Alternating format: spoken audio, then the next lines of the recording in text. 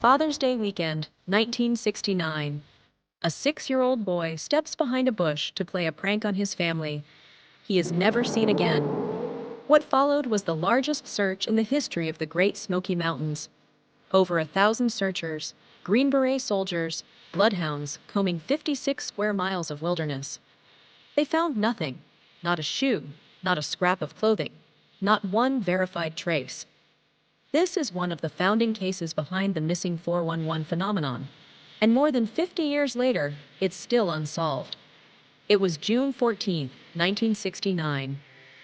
6-year-old Dennis Martin had come to the Great Smoky Mountains National Park with his father, grandfather, and older brother, a Father's Day tradition.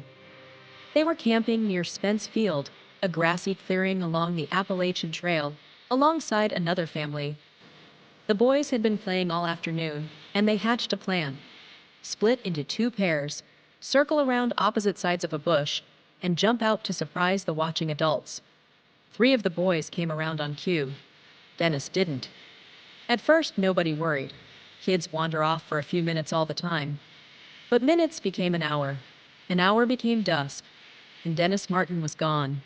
By 5 a.m. the next morning, the National Park Service had mobilized. What started as a crew of 30 grew within days to over 200, then swelled further. Eventually, close to 1,400 people took part. Rangers, Green Beret soldiers using early thermal equipment, bloodhound units, and volunteers who drove in from surrounding states. It remains, to this day, the largest search in the park's history. But nature wasn't cooperating.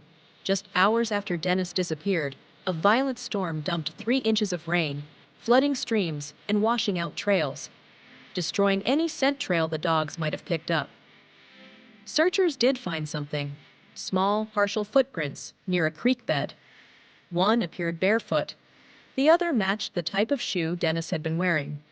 The tracks led toward the water, and there, they simply stopped. Then came a detail that's fueled theories for decades. A hiker named Harold Key later reported that, roughly an hour after Dennis vanished, and about 5 miles from where he was last seen, he saw a rough-looking man carrying what looked like a limp child on his back, hurrying down a trail. Key said the man wouldn't make eye contact and moved past him without a word. He didn't think much of it until he heard a boy was missing. The FBI and park rangers investigated, but said there wasn't enough evidence to tie the sighting to Dennis. The man was never identified, never found. Over the decades, a handful of theories have circled this case. The simplest: Dennis got lost and disoriented and succumbed to exposure or a fall in rugged terrain. But search dogs reportedly struggled to hold a scent, something skeptics say is unusual if he'd simply wandered off. Then there's abduction, kept alive by the Harold Key sighting. If a stranger really was carrying a child through those woods, Dennis may never have been lost at all. Wildlife predation has also been floated, but no remains or evidence of an animal attack were ever recovered. And then there's the framework researcher David Paulides made famous: Missing 411.